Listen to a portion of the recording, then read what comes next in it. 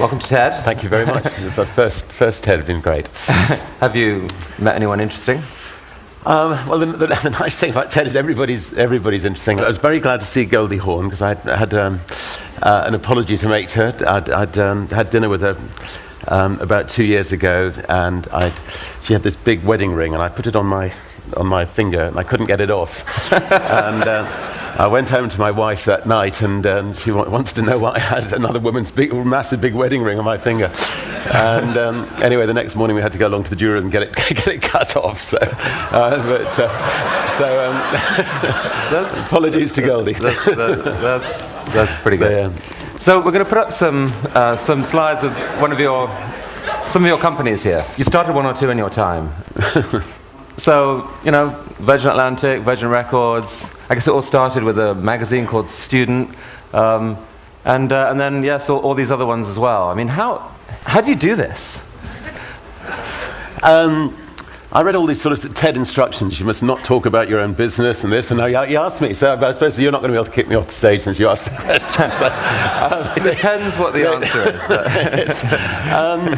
no, I think I learned early on that if you can run one company, you can really run any companies. I mean, companies all about finding the right people and inspiring those people, drawing out the best in people, and I just love learning, and I'm incredibly inquisitive, and I love taking on the status quo and trying to turn it upside down. So I've seen life as one long learning process, and if I see. If I fly on somebody else's airline and find the experience is not a pleasant one, which it wasn't 21 years ago, then I think, well, maybe I can create the kind of airline that I'd like to fly on, and so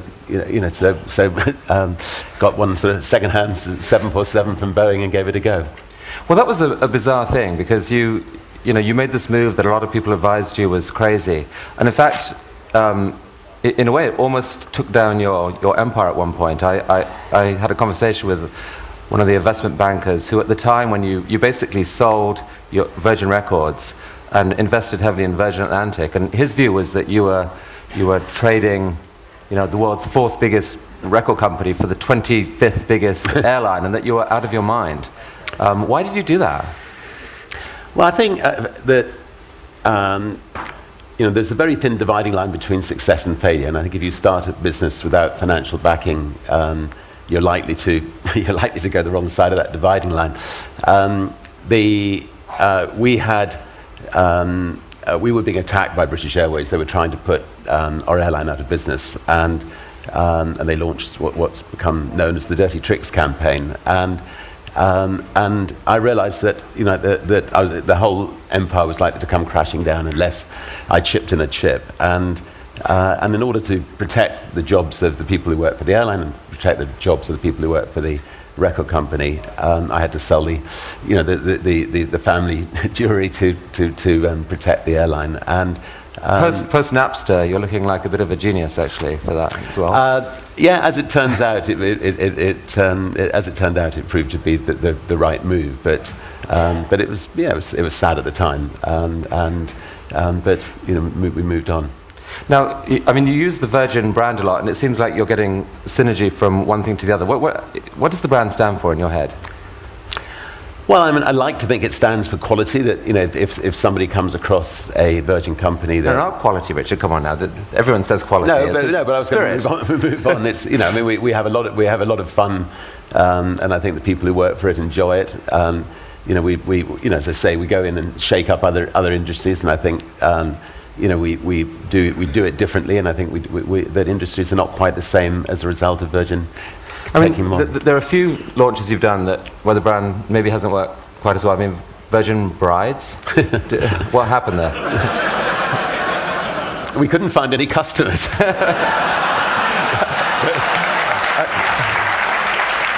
I was actually also curious why. I mean, I think you missed an opportunity with your condoms launch. You called it Mates. I mean, couldn't you have used the Virgin brand for that as well?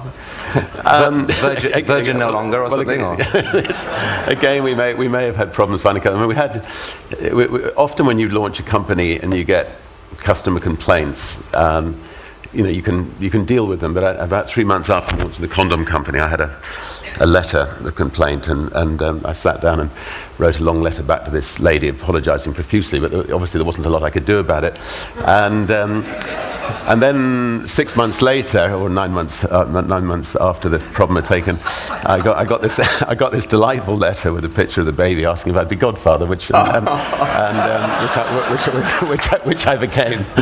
So all worked out well. Really? Again. Yes. You should have brought a picture. That's wonderful.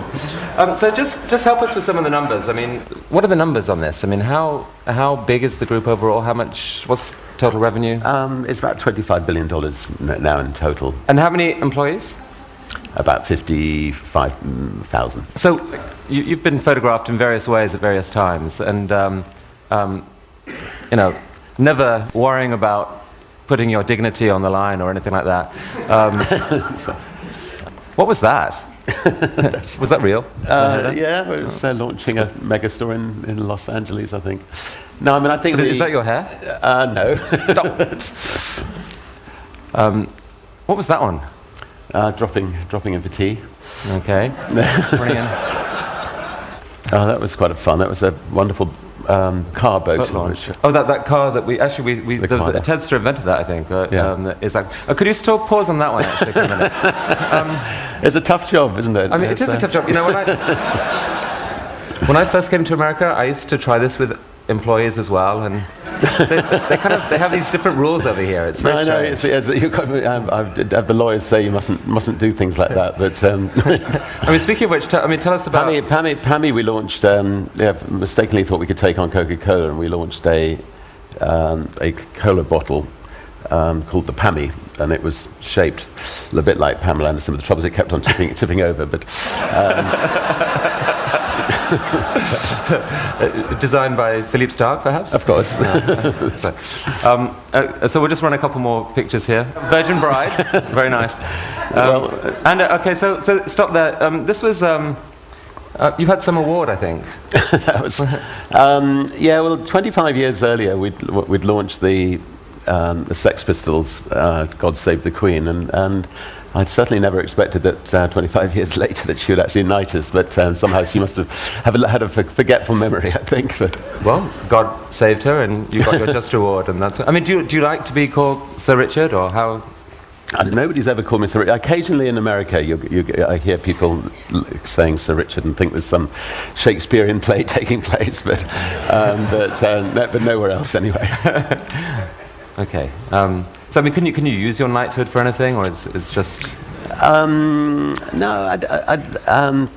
I suppose if you're having problems getting a booking at a restaurant or something, that might be worth using it. No, it's not Richard Branson; it's Sir Richard Branson. I'll get the secretary to use it. Okay, so let's look at the space thing. I think we've got a video that shows what you're up to, and Virgin Galactic you're calling it, yes?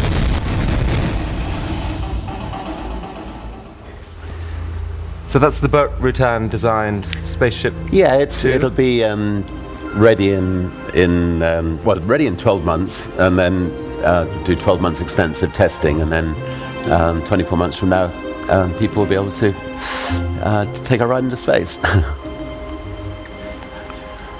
Now, this interior is Philippe Starck designed.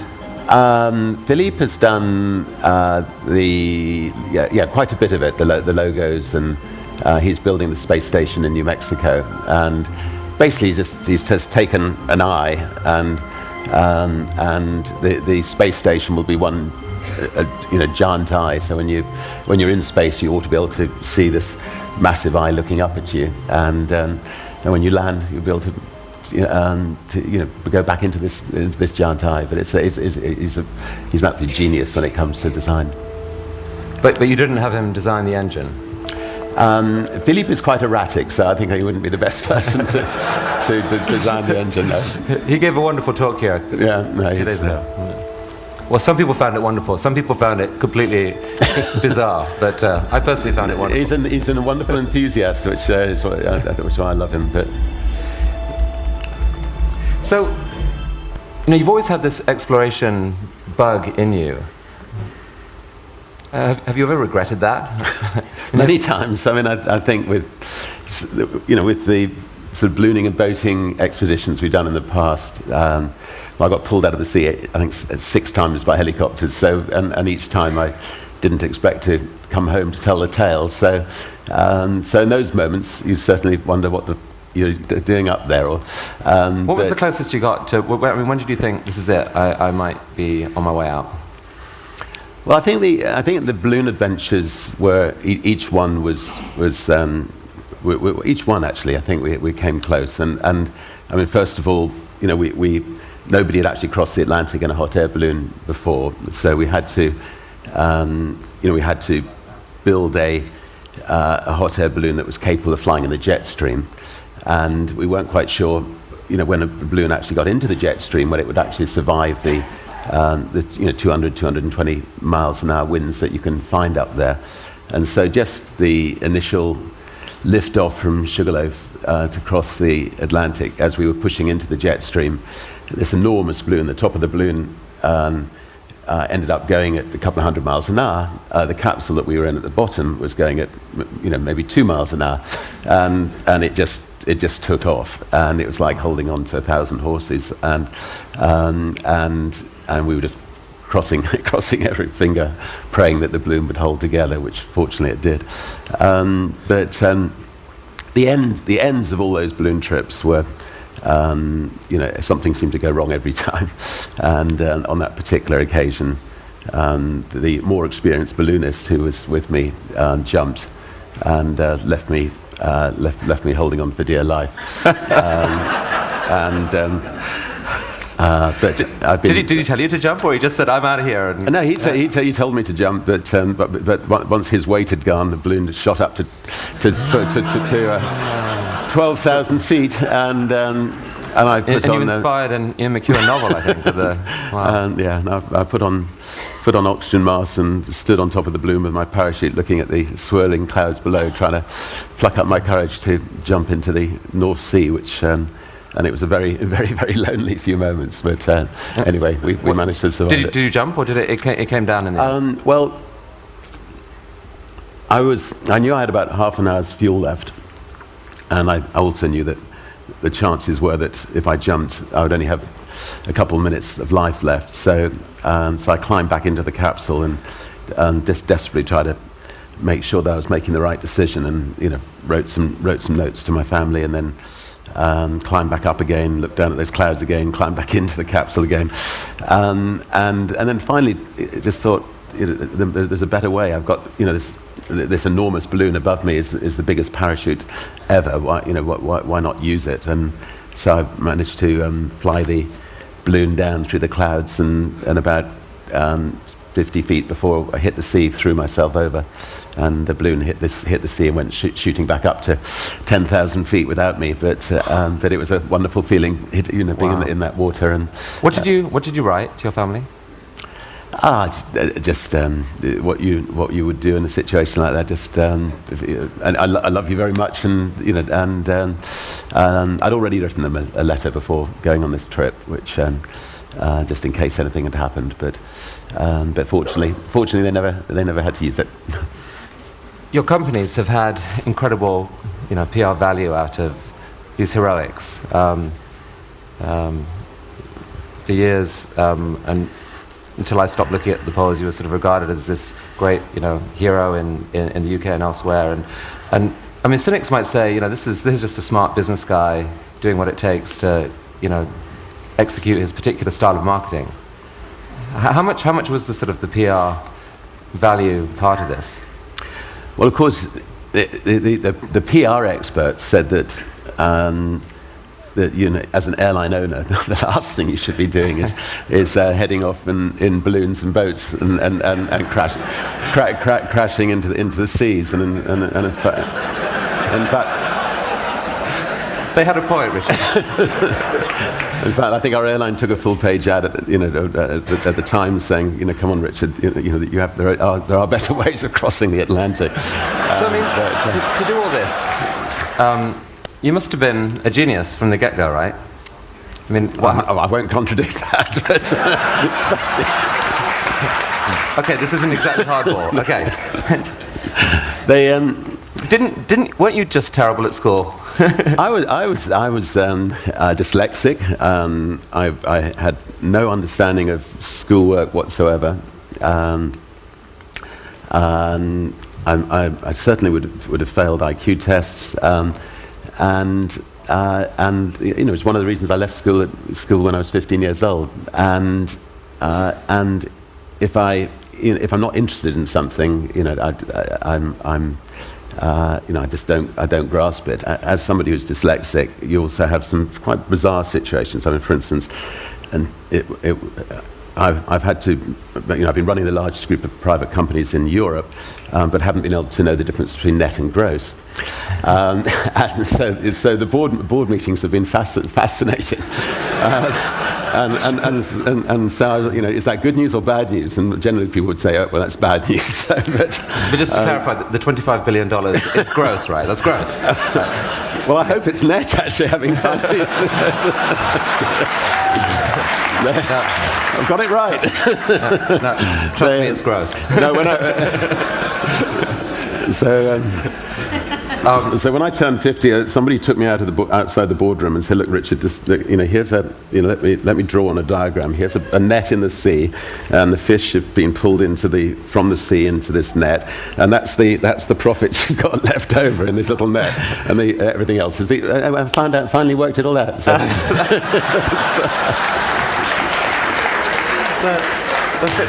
But I mean, at school, so as well as being, doing pretty miserably academically, but you were also like the captain of the cricket and football team. So you were kind of you're a natural leader, and but just a bit of were you a rebel then, or how would you? Yeah, I think I was a bit of a maverick, but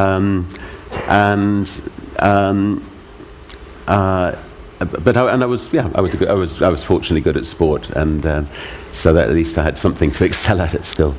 And some bizarre things happened just earlier in your life. I mean, there's the story about your mother allegedly dumping you in a field aged 4 and saying, "Okay, walk home." And what did this really happen? I mean, she was, she felt that we needed to stand on our own 2 feet from an early age. So she did things to us which now she'd be arrested for. Such as pushing us out of the car and telling us to find our own way to Granny's about 5 miles before we actually got there,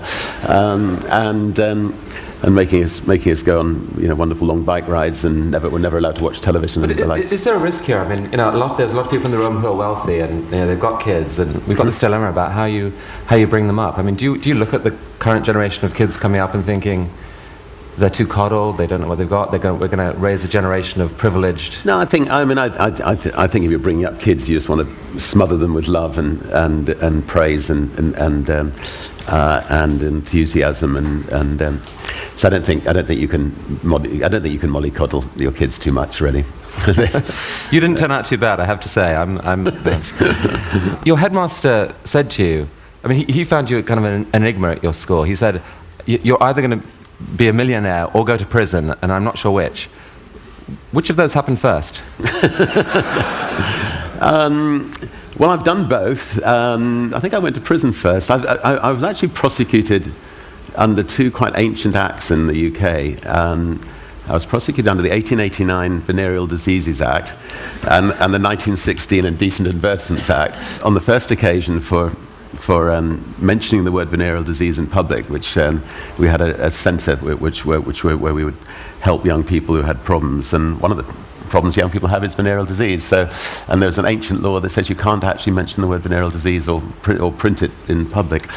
So the police knocked on the door and told us they were going to arrest us if we carried on mentioning the word venereal disease. We changed it to social diseases, and people came along with acne and spots, but nobody came with VD anymore. So we put it back to VD and promptly got arrested. And then subsequently, never mind the bollocks, here's the Sex Pistols, the word bollocks. The police decided was a rude word, and so we were arrested for using the word bollocks on the Sex Pistols album. And John Mortimer, the playwright, defended us, and he asked if I could find a linguistics expert to come up with a different definition of the word bollocks. And so I rang up Nottingham University, asked to talk to the professor of linguistics, and he said, look, bollocks is not is nothing to do with balls whatsoever. It's actually a nickname given to priests in the 18th century. And he went furthermore, I'm a priest myself, and so I said, well, would you mind coming to the court? And he said he'd be delighted. And I said, he said, would you like me to wear my dog collar? And I said, yes, definitely, please. That's great. So our key witness was argued that it was actually never mind the priest, here's the Sex Pistols, and the judge reluctantly found us not guilty. So that is outrageous. So here, seriously, is there a dark side? I mean, a lot of people would say there's no way that someone could put together this incredible collection of businesses without knifing a few people in the back, doing some ugly things. You've been accused of being ruthless. There was a nasty biography written about you by someone. Is any of it true? Is there an element of truth in it?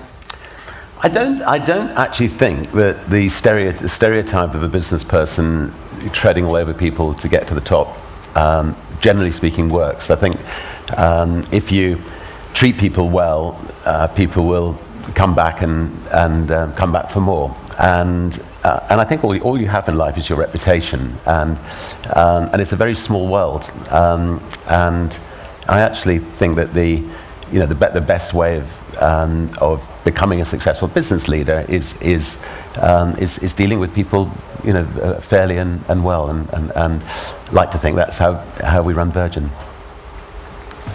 And what about the people who love you and who see you you keep getting caught up in these new projects? I mean, it almost feels like you're addicted to launching new stuff. You get excited by an idea and kapow. I mean, do you think about life balance? How do your family feel about each time you step into something big and new? I also believe that being a father is incredibly important. So, from the time the kids were very young, when they go on holiday, I go on holiday with them, and so we spend a very good sort of 3 months away together. Yes, I'll be in touch. We're very lucky. We have this tiny little island in the Caribbean, and we can, so I can take them there, and we can bring friends, and we can play together. But I can also, keep in touch with what's going on. You've started talking in recent years about this term capitalist philanthropy. What is that? Capitalism has been proven to be a system that works. The alternative, communism, has not worked. But the problem with capitalism is extreme wealth ends up in the hands of a few people, and therefore extreme responsibility, I think, goes with that wealth. And I think it's important that the individuals who are in that fortunate position do not end up competing for bigger and bigger boats and bigger cars, but you use that money to either create new jobs or to tackle issues around the world. And what are the issues that you worry about most, care most about, want to turn your resources toward? Well, there's a lot of issues. Global warming certainly is a massive threat to mankind, and we are putting a lot of time and energy into trying to come up with alternative fuels, and B, we just launched this prize, which is which is really a prize in case we don't get an answer in alternative fuels, in case we don't actually manage to get the carbon emissions cut down quickly, and in case we go through the tipping point. We need to try to encourage people to come up with a way extracting carbon out of the Earth's atmosphere. And we just, there weren't really people working on that before, so we wanted people to try to, all the best brains in the world to start thinking about that, and also to try to extract the, methane out of the Earth's atmosphere as well. And actually, we've had about 15,000 people, fill in the forms saying they want to give it a go, and so we only need one, so we're hopeful. And you're also working in Africa on a couple of projects? Yes, I mean we've got we're setting up something called the War Room, which is maybe the wrong word. We're trying to, maybe it would change it, but anyway, it's a war room to try to coordinate all the attack that's going on in Africa, all the different social problems in Africa, and try to look at best practices. So, for instance, there's a doctor in Africa that's found that if you give a mother antiretroviral drugs at 24 weeks when she's pregnant, that the baby will not have HIV when it's born, and so disseminating that information to around the rest of Africa is important. The war room sounds powerful and dramatic, and is there a risk that the business heroes of the West get so excited about, they're used to having an idea, getting stuff done, and they believe profoundly in their ability to make a difference in the world. Is there a risk that we go to places like Africa and say, we've got to fix this problem, we can do it, I've got all these billions of dollars, here's the big idea, and kind of take a much more complex situation and actually end up making a mess of it? Do you worry about that? Well, first of all, on this particular situation, we're actually, we're working with the government on it. Thabo Mbeki's had his problems with accepting HIV and AIDS are related, but this is a way, I think, of him tackling this problem, and instead of the world criticizing him, it's a way of working with him, with his government. It's important that if people do go to Africa and do try to help, they don't just go in there and then leave after a few years. It's got to be consistent. But I think business leaders can bring their entrepreneurial know-how and help governments approach things slightly differently. For instance, we're setting up clinics in Africa where we're going to be giving free antiretroviral drugs, free TB treatment, and free malaria treatment. But we're also trying to make them self-sustaining clinics so that people pay for some other aspects. A lot of cynics say about someone like yourself or Bill Gates or whatever that this is really it's almost driven by some sort of desire, again, for the right image, for guilt avoidance, and not like a real philanthropic instinct. What would you say to them? Well, I think that people do things for a whole variety of different reasons, and I think that when I'm on my deathbed, I will want to feel that I've made a difference to other people's lives, and that may be a selfish thing to think, but it's the way I've been brought up. I think if I'm in a position to radically change other people's lives for the better, I should do so. How old are you? I'm 56. The psychologist Erik Erikson says that, as I understand it, I'm a total amateur, but that during 30s, 40s, people are driven by this desire to grow, and that's where they get their fulfillment. 50s, 60s, that the mode of operation shifts more to the quest for wisdom and a search for legacy. It seems like you're still a little bit in the growth phase. You're still doing these incredible new plans. How much do you think about legacy, and what would you like your legacy to be? I don't think too much about legacy. I'd like to, my grandmother lived to 101, so hopefully I've got another 30 or 40 years to go. No, I just want to, live life to its full. If I can make a difference, I hope to be able to make a difference. And I think one of the positive things at the moment is, you've got Sergey and Larry from Google, for instance, who are good friends, and thank God you've got two people who genuinely care about the world, and with that kind of wealth. If they had that kind of wealth and they didn't care about the world, it'd be very worrying, and they're going to make a hell of a difference to the world. And I think it's important that people in that kind of position do make a difference. Well, Richard, when I was starting up in business, I knew nothing about it, and I also was I thought that business people were supposed to just be ruthless, and that was the only way you could have a chance of succeeding. And you actually did inspire me. I looked at you, I thought, well, he's made it, maybe there is a different way. So I'd like to thank you for that inspiration and for coming to TED today. Thank you so much. Great. Thank you. That's fantastic. Well, look at that. Thank you.